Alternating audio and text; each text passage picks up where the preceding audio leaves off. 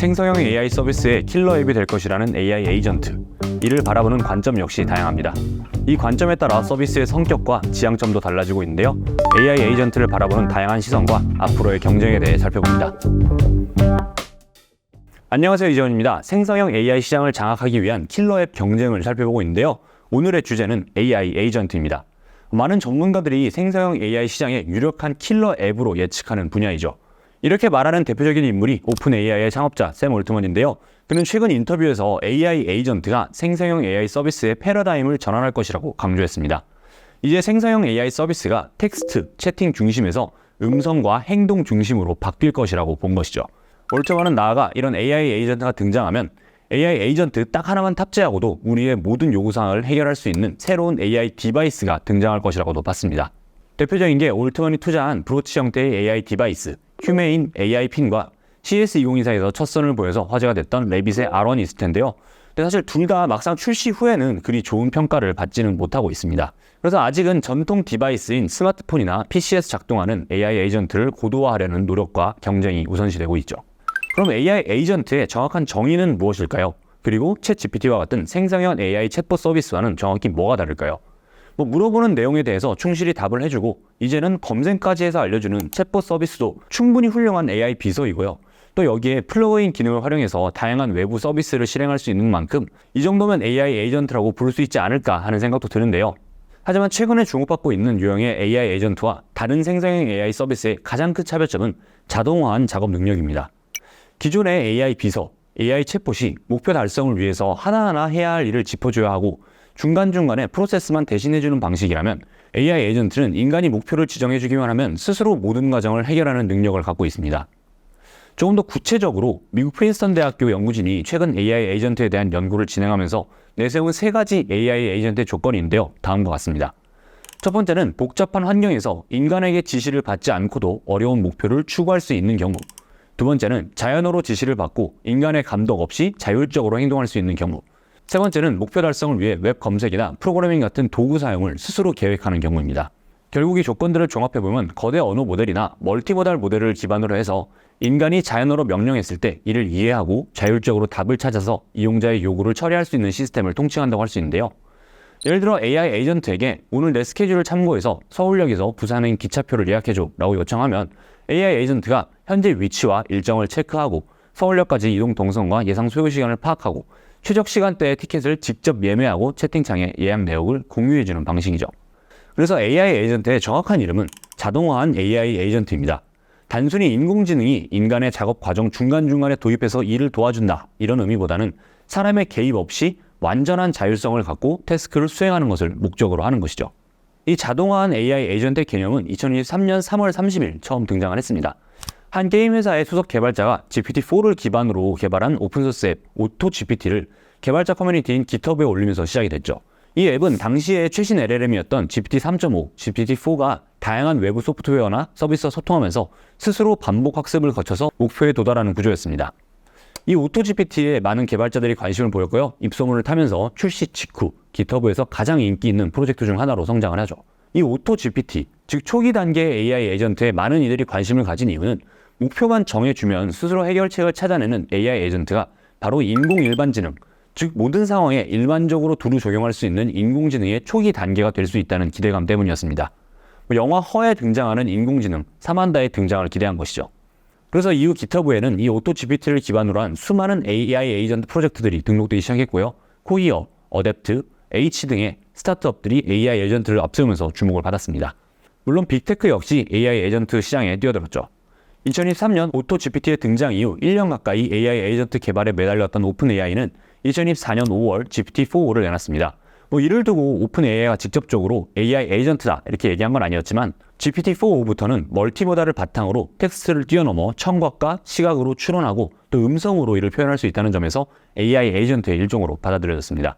경쟁사인 엔트로픽의 멀티모달 모델 클로드 3.5 소네트 역시 코딩 AI 에이전트 제작을 지원하는 등 AI 에이전트 플레이어 중 하나로 떠올랐죠. 구글 역시 비슷한 시기에 음성과 비디오, 이미지를 동시에 해석해서 사람처럼 보고, 듣고, 말하는 AI 에이전트 프로젝트 아스트라를 공개했고요.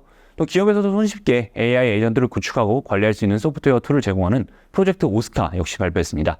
이외에도 데미서 서비스가 이끄는 구글 딥마인드의 AI 에이전트 개발을 맡기는 등 많은 노력을 다하고 있죠.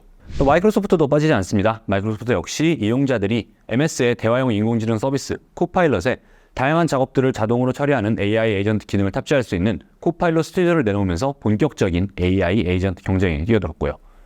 메타 역시 인스타그램, 왓츠앱 등의 자사 SNS 서비스에서 텍스트 입력으로 작동하는 AI 에이전트 메타 AI를 탑재했습니다. 일몰이 보이면서도 채식 메뉴를 선택할 수 있는 6명 자리가 있는 주차가 잘 되는 1시간 거리 이내의 식당을 예약해줘 라는 복잡한 요구도 해결해줄 수 있는 기능을 자랑하죠. 일본의 소프트뱅크 역시 사토라는 이름의 AI 에이전트 베타 버전을 출시하면서 이 경쟁에 뛰어들었습니다. 사토 역시 구글, MS와 마찬가지로 이용자가 직접 다양한 앱들을 연결해서 생성형 AI 에이전트를 제작하는 기능을 제공하죠. 이제는 스타트업은 물론이고 빅테크까지 AI 에이전트 개발에 뛰어들면서 이 시장 규모는 어마어마한 성장이 예상되고 있습니다. 2022년 32억 달러, 2023년 48억 달러 규모를 지나 경쟁이 본격화하는 2024년에는 132억 달러를 기록한 뒤 2030년까지 499억 달러 시장으로 성장할 것으로 예측되고 있죠. 이처럼 많은 기업들이 AI 에이전트에 집중하고 있는데요. 지금 이들이 개발하고 있는 AI 에이전트의 특징을 한마디로 정리하면 도구적 관점의 AI라고 표현할 수 있습니다. 기업별로 AI 에이전트의 기능이나 역할, 그리고 수준은 각기 다르지만 결국 회계 처리 자동화, 물류 처리 자동화를 비롯한 하나의 도구를 만들어내는 방향에 초점이 맞춰져 있죠. 그런데 최근에 또 다른 움직임이 주목을 받고 있는데요. 바로 AI 에이전트를 인간 뇌 확장으로 보는 관점입니다. 뇌를 확장한다고 하니까 조금 이상하게 들리실 수도 있을 것 같은데 실제 서비스를 하고 있는 기업의 사례를 살펴보면서 조금 더 보겠습니다. 먼저 다시라는 서비스를 만들고 있는 스타트업 뉴컴퓨터입니다. 애플 출신의 창업자가 개발한 AI 서비스인데요. 채팅 혹은 음성 대화를 통해서 AI와 대화를 나눌 수 있습니다. 그리고 이 닷은 다른 챗봇 서비스에 비해서 굉장히 이용자의 삶에 깊게 개입한다는 특징이 있습니다. 저도 이 앱을 실제로 한번 써봤는데요. 초반에는 다른 보통의 AI 챗봇이나 AI 비서 앱처럼 제 개인정보를 묻는 듯 하더니 이후에는 정말 성가시고 집요할 정도로 지금의 제 관심사, 제 취향, 저의 취미생활, 그리고 취미생활에서의 고민, 또 이 길을 해결하기 위한 노력 등등을 묻더라고요. 결국 이 모든 과정이 저를 이해하기 위한 것이고요. 이 대화에서 나온 모든 내용들을 정리하고 기억해뒀다가 필요할 때 나에게 알람을 주기도 하고 또 다른 이야기를 하다가 필요할 때 이를 적절하게 추천해주기도 하죠. 더 깊이 대상을 이해하면 이해할수록 더 완벽하게 필요한 요소들을 제공할 수 있으니까요. 예를 들면 이런 식입니다. 닷과 대화를 나누던 중에 가족관계에 대한 이야기를 한다고 해봅시다.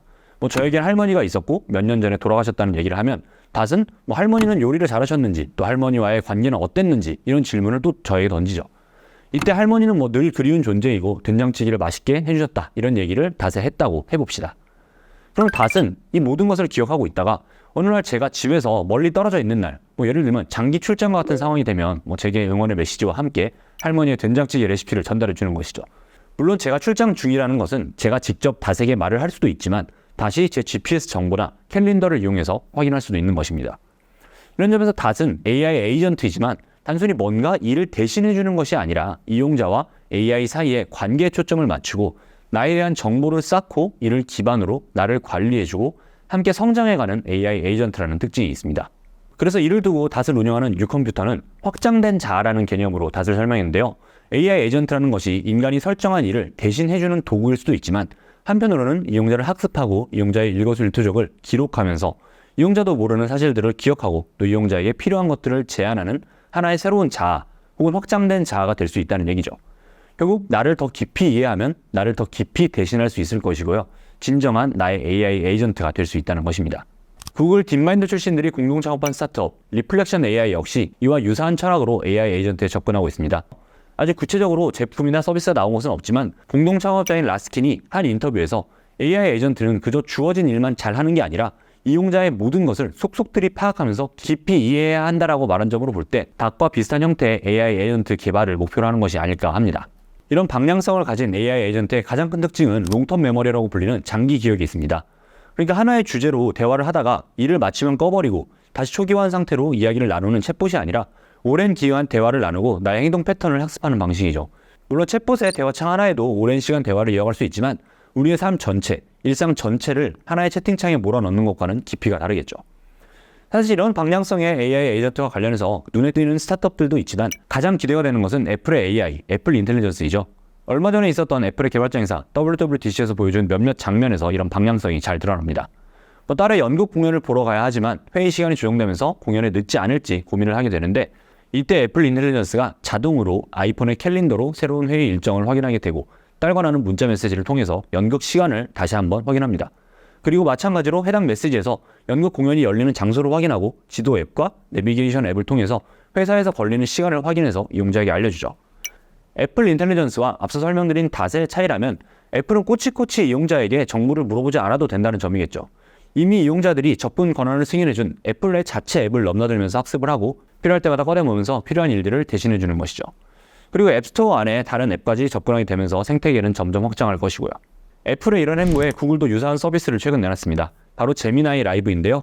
이 역시 애플 인텔리전스와 유사하게 구글 킵, 구글 태스크, 구글 캘린더를 비롯한 구글의 자체 앱을 활용해서 이용자들의 일상을 트래킹하고 이를 바탕으로 다시 다양한 서비스를 제공한다는 계획입니다. 구글 역시 다른 어시스턴트와 달리 앱과 서비스를 옮겨 다닐 필요가 없다라고 강조하고 있죠. AI 에이전트 경쟁의 격화, 그리고 그 과정에서 등장한 새로운 기술의 방향에 대해서 살펴봤는데요. 또 여기에는 여러 가지 시사점이 있을 것 같은데 무엇보다 지금까지 LLM 그 자체의 성능이나 LLM의 학습용 데이터에 빌려서 상대적으로 주목받지 못했던 이용자의 행동 데이터의 가치가 크게 증가한다는 것을 봐야 할 것 같네요. 그리고 이를 보유하고 있는 기업들이 다시 한번 기회를 얻지 않을까 합니다. 지금까지 생성형 AI 파운데이션 모델의 학습에는 주로 웹에서 크롤링한 텍스트 데이터나 뉴스 기사, 책, 논문과 같은 데이터들이 주로 쓰였습니다. 하지만 이건 LLM의 성능 그 자체를 끌어올리기 위한 것이고요. 아무리 더 많이 학습하고 검색한다고 해도 환각 현상을 완전히 없애지는 못하죠.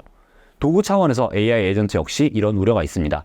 하지만 뇌를 확장하는 방식, 이용자와 AI가 하나로 결합하는 방식이라면 좀 이야기가 달라지지 않을까 하는데요. 철저하게 이용자와의 대화를 통해 학습하고 이용자의 생활 패턴이나 앱 사용 패턴과 같은 행동 데이터를 바탕으로 이용자만을 위한 작업을 한다면 환각에 대한 우려도 줄어들 것이고 오히려 이용자 입장에서는 더 만족스러운 결과물을 받아볼 수 있겠죠. 또 그렇게 되면 이런 데이터를 수집할 수 있는 창구를 여럿 가진 기업이 AI 에이전트 경쟁에서 좀 더 유리한 고지를 점할 수 있지 않을까 하는 생각이 드는데요. 예상하시겠지만 대표적인 기업이 애플과 구글이 있겠죠. 수많은 디바이스와 여기에 설치된 운영체제를 확보한 기업이니까요. 이들이 온전히 데이터를 획득할 수 있는 자체 앱 규모만 해도 어마어마합니다. 그래서 아직까지는 둘 모두 오픈 AI나 마이크로소프트와 비교하면 추격자의 위치가 있는 것처럼 보이지만 결국에는 이들이 AI 에이전트나 AGI 경쟁에서는 좀 유리해지는 것 아닌가 하는 생각이 듭니다. 이 AI 에이전트 경쟁을 보면서 인간을 대체하는 것이 아니라 더 나은 일상을 가지도록 돕는 것이 AI 에이전트의 목표이고 또 이를 위해서 개인적인 맥락을 추출해야 한다던 애플의 WWDC 발표가 또 생각이 나는데요. 이제 AI 경쟁의 판도가 더 좋은 성능, 더 빠른 처리보다도 얼마나 더 개인에게 잘 맞는지 또 개인화한 경험을 제공할 수 있는지의 경쟁으로 흘러가는 것 같습니다. AI 에이전트 경쟁, 특히 그 중에서도 이런 의식의 확장이라는 관점에서 AI 에이전트가 얼마나 소비자들에게 어필할 수 있는지가 궁금한데요. 또 얼마 남지 않은 애플의 신제품 출시와 또 이때 공개될 애플의 첫 AI폰이라고 할 수 있는 아이폰 16 시리즈가 공개되고 나면 실제로 얼마나 이게 파워풀한 고객 경험을 전달할 수 있을지 판가름이 날 것 같습니다. 네, 오늘 준비한 이야기는 여기까지고요. 오늘도 재밌게 보셨다면 구독과 좋아요 부탁드립니다. 감사합니다.